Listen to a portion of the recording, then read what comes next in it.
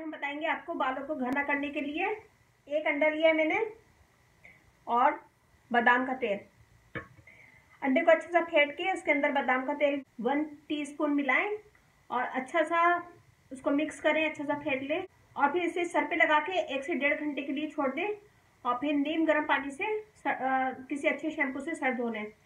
तो अंडा तो वैसे ही बालों के लिए बहुत अच्छा है और बादाम, रोगने बादाम का तेल, ये बालों के लिए बहुत अच्छा है। जहाँ बाल कम हो वहाँ इसकी मालिश करें और कम से कम वीक में 2 दफ़ा ये लगाएं, या आप खाली भी लगा सकते हैं, लेकिन इस अमल को आप वीक में 2 दफ़ा करें और इंशाल्लाह फ़र्क देखिएगा।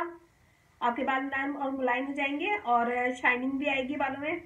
मेरा फेसबुक पेज है, उसे लाइक कीजिएगा, रानीज ब्यूटी टिप।